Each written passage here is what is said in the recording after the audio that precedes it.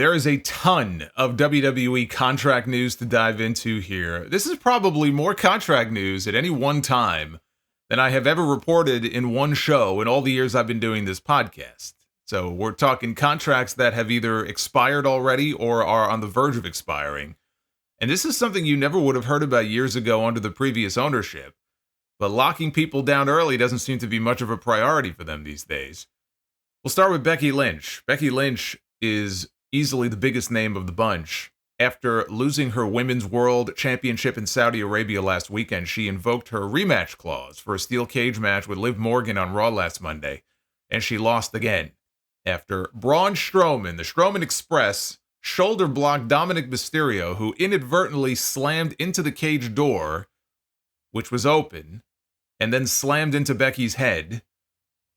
So Liv Morgan picks up the win. Then Liv Morgan, as she was leaving, planted a kiss on Dominic and tried, just saying that she planted a kiss on him doesn't even begin to describe what this looked like. It looked like she was trying to swallow his entire head, which we only saw because they put it on social media.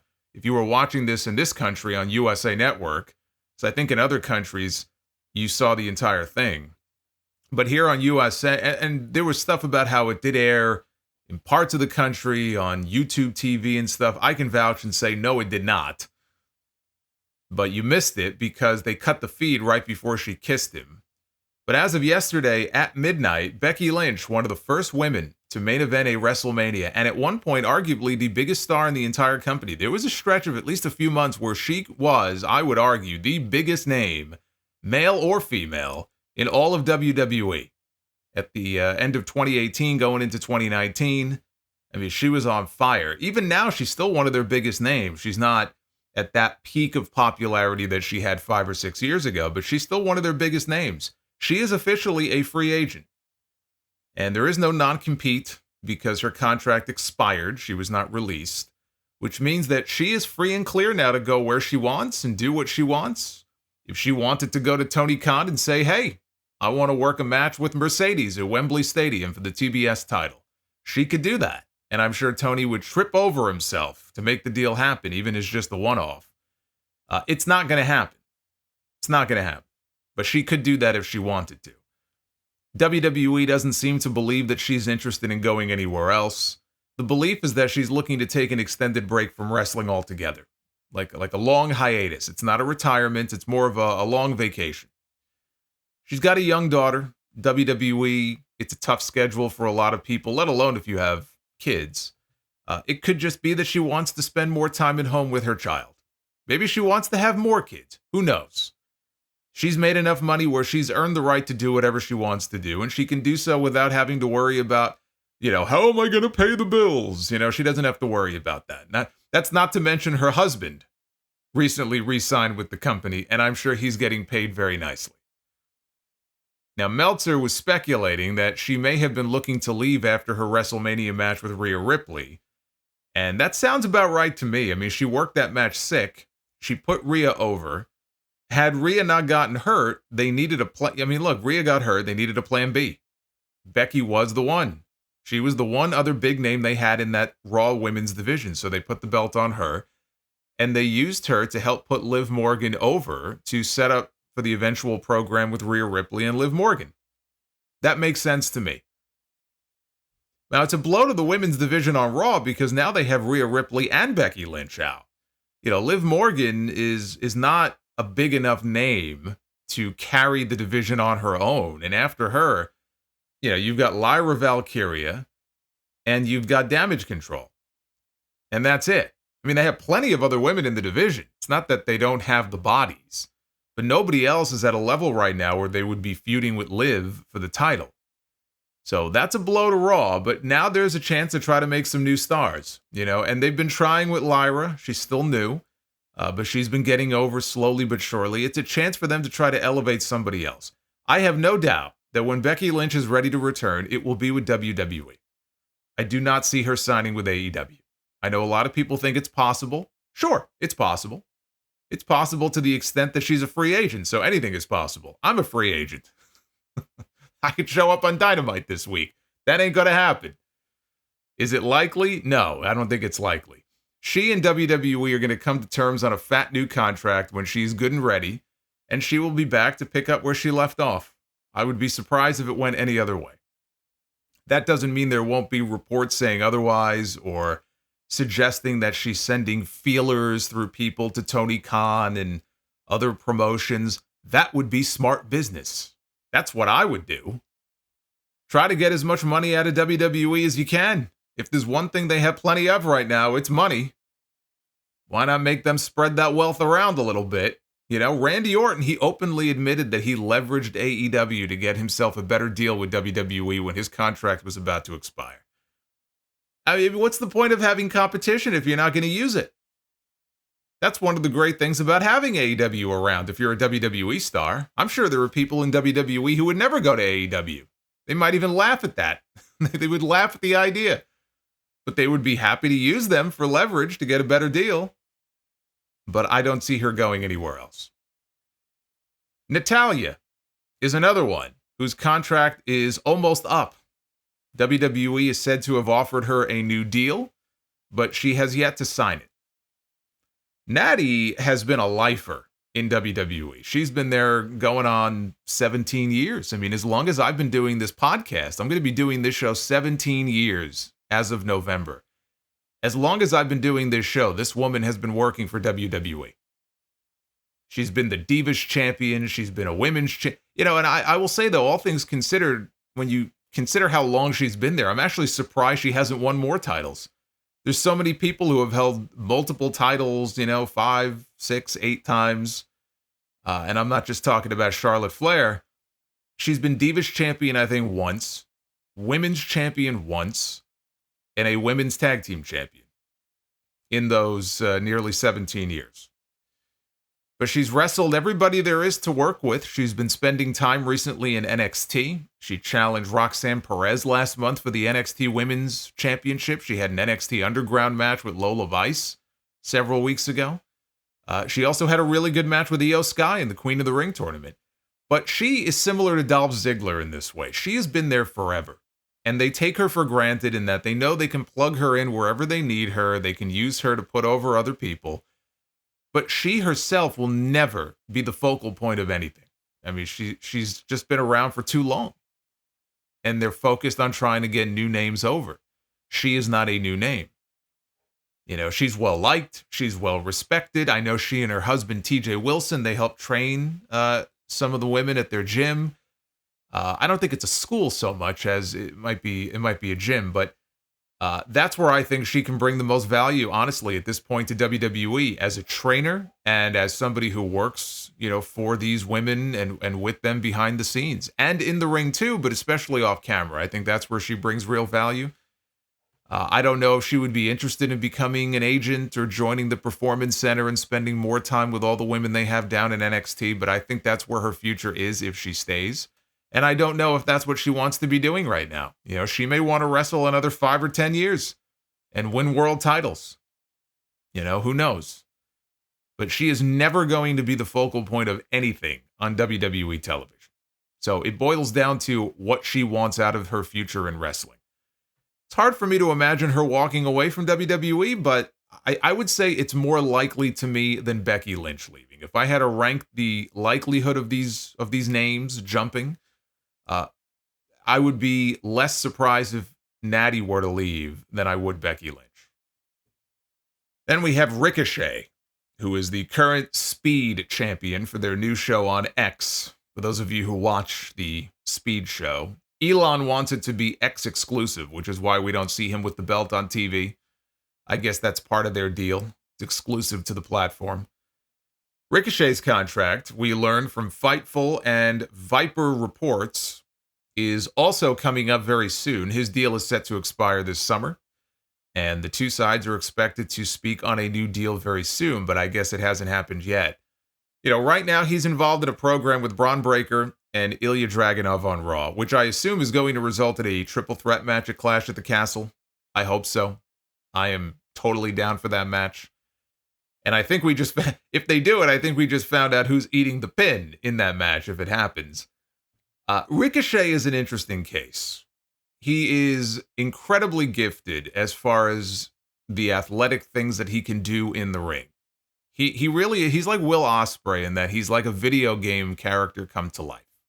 The things that I have seen him do, especially, years ago, like even before he came to WWE, he shouldn't be able to do. He's that kind of performer.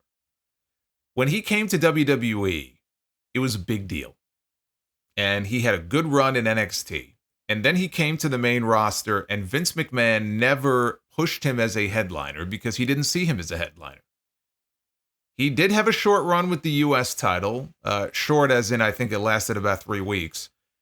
He held the Intercontinental title for a little bit longer before he dropped it to Gunther, and we all know what he went on to do with it.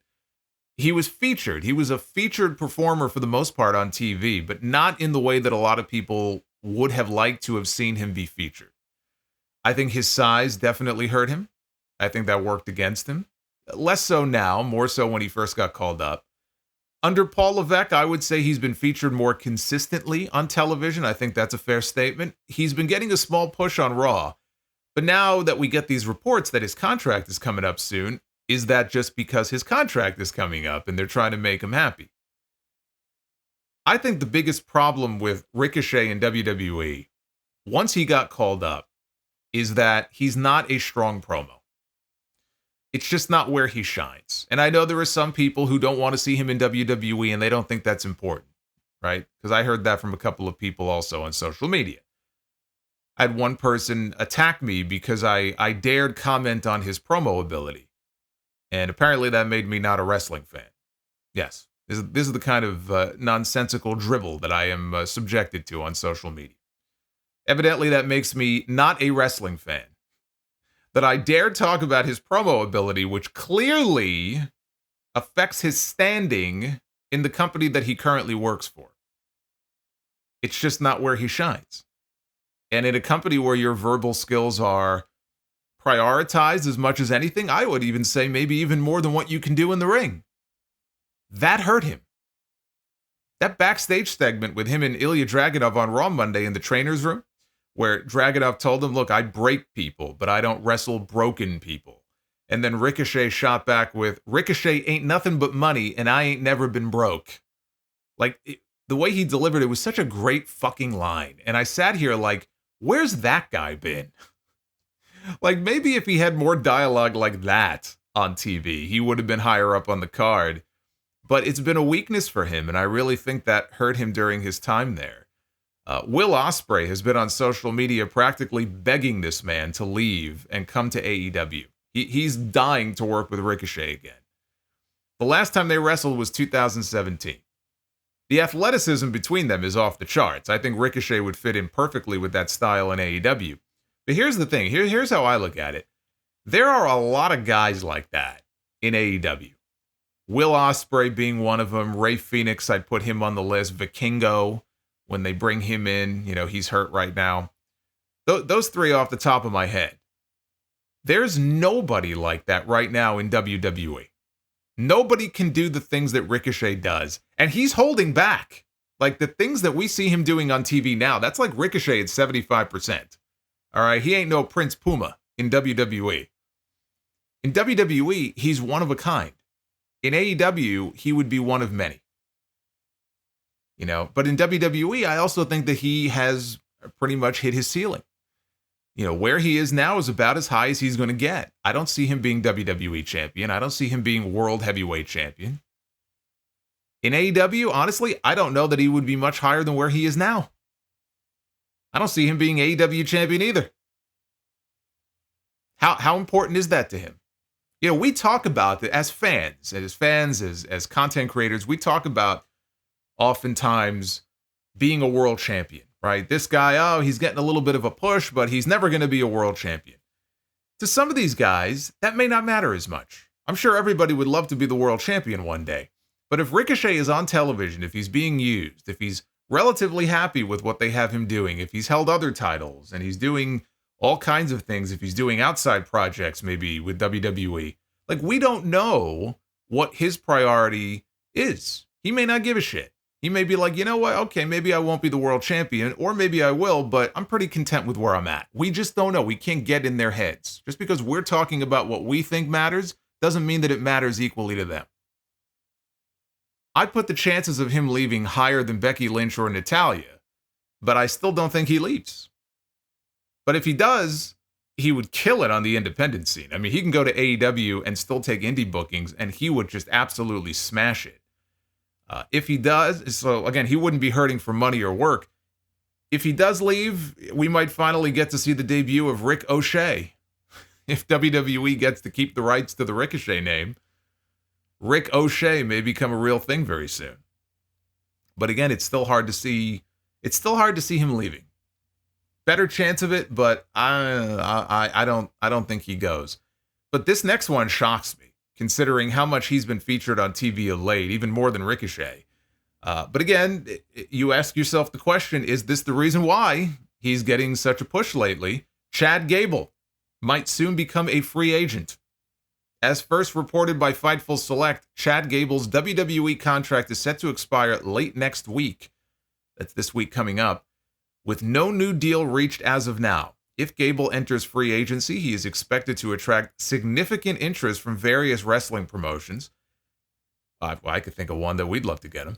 WWE has expressed interest in re-signing him, with his contract expiring next Friday based on available information. Sources indicate that there will be a strong push from talent in other companies to vouch for the 38-year-old should he become available. In addition to wrestling promotions, several MMA companies have expressed interest in booking Gable if he becomes a free agent. You know, I didn't even realize he was 38.